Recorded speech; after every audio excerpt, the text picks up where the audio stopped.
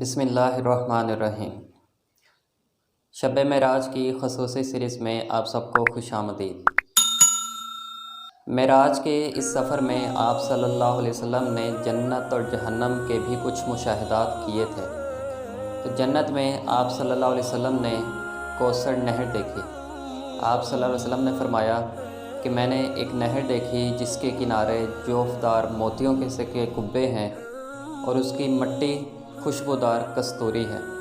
جبرائیل علیہ السلام نے فرمایا کہ یہ نہر کوثر ہے جو اللہ نے آپ کو عطا کی ہے۔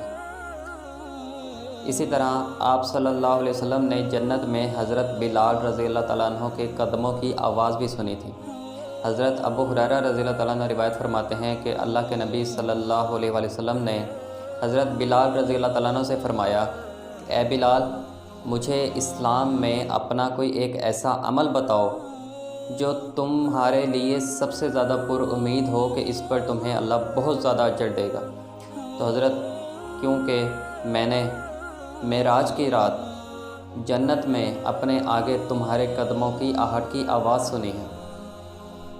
تو حضرت بلال رضی اللہ تعالیٰ عنہ نے جواب دیا کہ اور تو کوئی خاص عمل نہیں، لیکن دن اور رات کسی بھی وقت میں جب وضو کرتا ہوں تو ساتھ اتنی نماز ضرور پڑھتا ہوں جتنی میرے لیے مقدر میں لکھ دی گئی ہے، یعنی وہ وضو کے نوافل لازمی پڑھا کرتا ہے۔ جب بھی وضو کرتے تھے تو نوافل پڑھتے تھے۔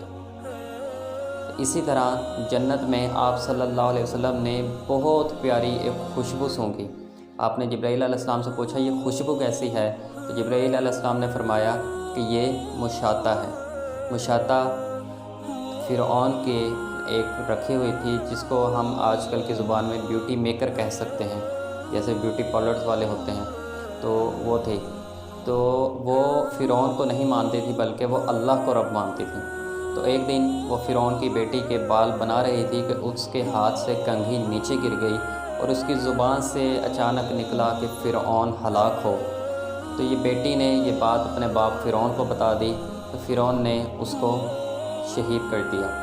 تو یہ مشاطہ کو اللہ تعالیٰ نے انعام عطا کیا کہ اس کو جنت عطا کرتی اور اس کی خوشبو پوری جنت میں پھیلا دی۔ اسی طرح جہنم کے بھی کچھ ہولناک مناظر اللہ کے نبی صلی اللہ علیہ وسلم کو دکھائے گئے۔ ان میں ایک آپ نے دیکھا کہ کچھ لوگ ہیں جن کے ناخن بہت بڑے بڑے اور میل والے ہیں اور وہ اپنے ناخنوں سے اپنے چہرے کو نوچ رہے ہیں، اپنے جسم کو نوچ رہے ہیں۔ تو اللہ کے نبی صلی اللہ علیہ وسلم نے پوچھا، جبرائیل یہ کون لوگ ہیں؟ تو جبرائیل علیہ السلام نے فرمایا کہ یہ وہ لوگ ہیں جو لوگوں کی غیبت کر کے ان کا گوشت کھایا کرتے تھے اور ان کی بے عزتی کیا کرتے تھے۔ اللہ اکبر! آج ہم لوگوں نے یہ ایک ٹرینڈ بنایا ہوا ہے، بہانے بنا لیے ہیں غیبت کرنے کے، تو دوسروں کی غیبت کرتے ہیں۔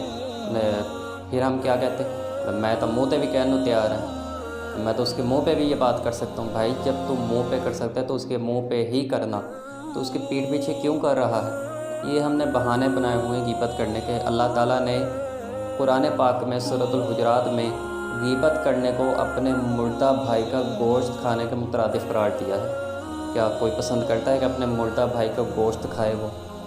تو ہم لوگوں نے یہ بہانے بنا لیے ہیں اور ان بہانوں سے ہم کسی کی غیبت بھی کرتے ہیں اور مذاق کے نام پر انسلٹ بھی کرتے ہیں، عزت نفس بھی مجروح کرتے ہیں۔ اللہ ہمیں معاف فرمائے۔ اسی طرح جہنم میں آپ صلی اللہ علیہ وآلہ وسلم نے ایک شخص کو دیکھا جو پراگندہ حال تھا، جس کے بال بکھرے ہوئے تھے اور اس کا سرخ رنگ تھا۔ تو آپ نے پوچھا یہ کون ہے؟ تو جبرائیل علیہ السلام نے فرمایا کہ یہ صالح علیہ السلام کی اونٹنی کا قاتل ہے۔ حضرت صالح علیہ السلام کو اللہ تعالیٰ نے ایک اونٹنی عطا کی تھی جو ان کی قوم کے مطالبے پر معجزانہ طور پر ان کو عطا کی گئی تھی۔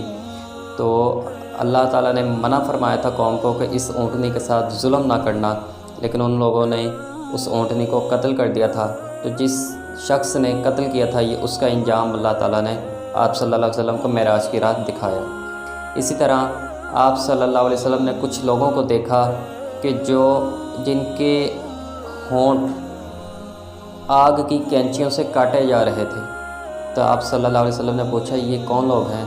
تو جبرائیل علیہ السلام نے فرمایا کہ یہ وہ بے عمل خطبہ ہیں جو دوسروں کو تو نصیحت کرتے ہیں لیکن خود عمل نہیں کرتے۔ لما یقولون ما لا تفعلون، جس پر خود عمل نہیں کرتے وہ بات ہی کیوں کرتے ہو؟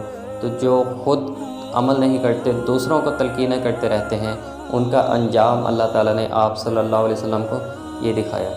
اللہ ہمیں باعمل انسان بنائے۔